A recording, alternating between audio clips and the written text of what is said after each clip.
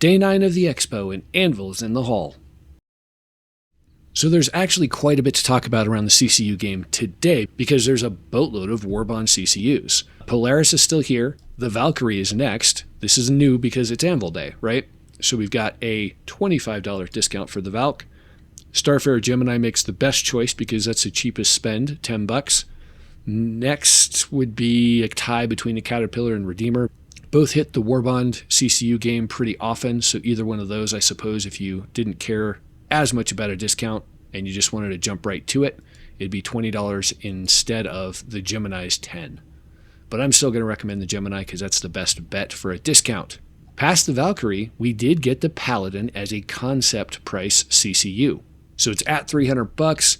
Best bet here is the Harbinger. The Harbinger has had a few Warbonds, so that's a good one to pick.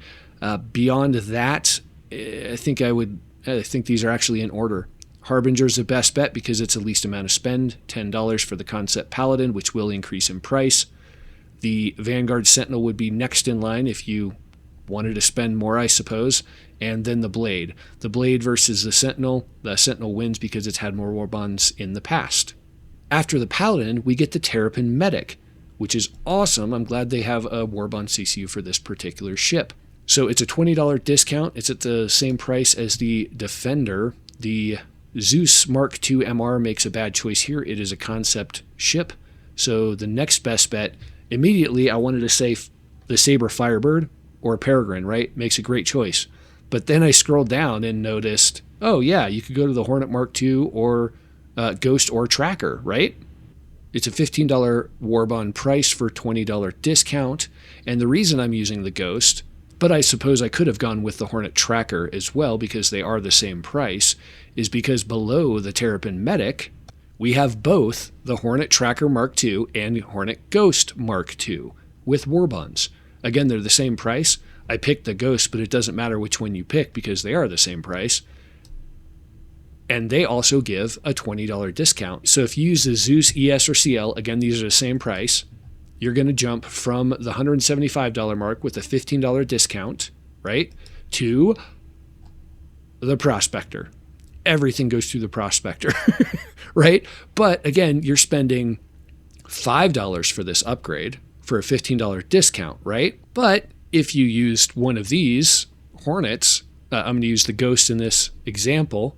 What is happening? There's some weird things going on there. Let me use the Tracker instead. Nope, still there. Maybe it's because I have the Prospector chosen over here. So it's a $10 instead of a $5, but you get all the way to $85, right? So you're spending $5 more. So let's walk this through again. You've got the Zeus over here. Again, same price. I'm going to use the ES. $15 discount for the Warbond. And I'm choosing the Prospector. $5 to get to $175 from $155, right? Then we go to this one, and we do the Tracker for $185, a discount of $20 to the Prospector, and it's $10. So you're spending $10 for a $20 discount, so it's 2-to-1, versus $5 for $15, which is 3-to-1. So technically the ratio of the Zeus is better, and you spend less money, but you don't go as high, right? And here's the other thing. To get from here to the Medic is going to cost the same amount. So here's the other thing. If we're going to the Medic in this chain, right? $20 discount for the Medic today, and let's say I pick the Hornet Tracker, right? So if, again, let me restate this one. Just for the record, if you already have the Sabre Firebird, just get that. It's less money to put into the game, etc., right? If you don't already have the Peregrine or Firebird Warbonds, then definitely go for one of these Hornets, either one. I think I'm using a Tracker. So let's use a Tracker for this. That's $15, right? And then this is $10. So that's $25 total dollars to get from the Prospector to the Medic, right? Whereas this one would cost $5, then $15, and then a $10 gap fill so it's also 25. Right? See how that worked? Okay, let me run through this real quick. If you're going from the Prospector all the way to the Medic, and you want to use the Hornet, Tracker, or Ghost, you're going to spend $25. Okay? If you want to use the Zeus in the same chain, it's going to cost you $5 here, then $15 here, and then a $10 gap fill between the Zeus and the Hornet. So it's still $25, but this gives you options if you went a different route, or if you already picked up the Zeus Mark II ES or CL Warbonds. So again, this one's really good for newcomers because they can build a couple links in the chain right away all together. That's great. For us that have been playing for a while, it's probably interesting because it gives us options for additional chains down the road, but I'm not sure I'm actually going to buy them. I'm going to have to go look through my CCU game app and see where these could be applied. But either one, the Hornet Tracker or Ghost, go to the Medic, and either one of those, the Hornet Tracker or Ghost, can go down to the Prospector, so that makes a great couple of links in your chain, especially if you're going to the Medic or beyond. So there are two additional concepts I did want to go through here. The Legionnaire, it's a $120 concept price, and either one of the Talons make a good choice to get to the Legionnaire right now. Again, this is a concept pricing. This $5 will translate into additional discounts whenever the price of the Legionnaire raises. And you could use this speculatively, or if you want the Legionnaire as a boarding ship, then that's one way to go as well to get it a little cheaper. Down the stack, we do have the Freelancer, all the $110 ships, right? The Freelancer through the Gladius, Valiant, and Centurion. Those are a four-way tie, would it be? Centurion, Gladius, Valiant, Cutlass Black, and Freelancer. Again, the Buccaneer is out of the running here because it's never had a Warbond CCU. But the other four are about equal, right? I think we kind of push towards the Cutty Black in the hopes that it'll come back, but that's about it. It's hopium only on all four of those ships, guys.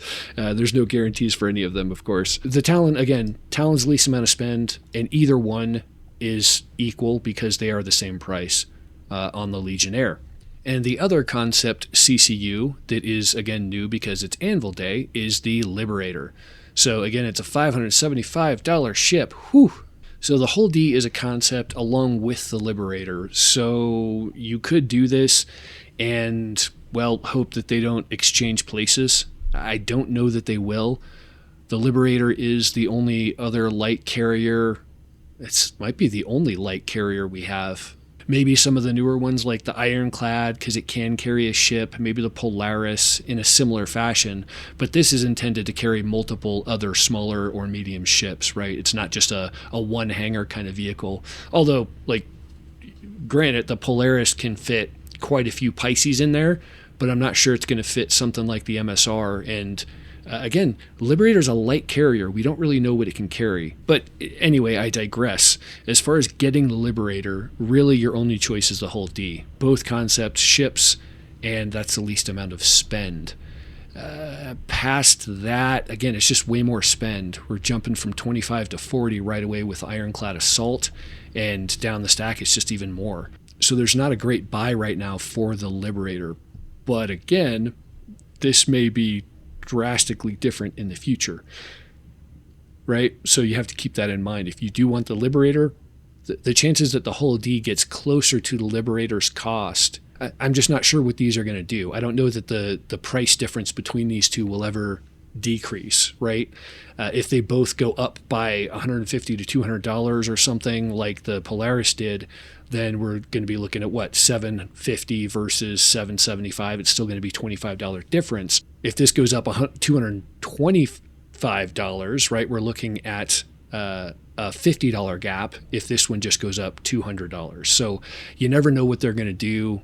So if you do want these, it's better to buy them now, even though it's $25 out of your pocket. And that's it. I don't think there's any other concepts or Warbonds available in the store. Still nothing sub $100, which is a bummer for everybody.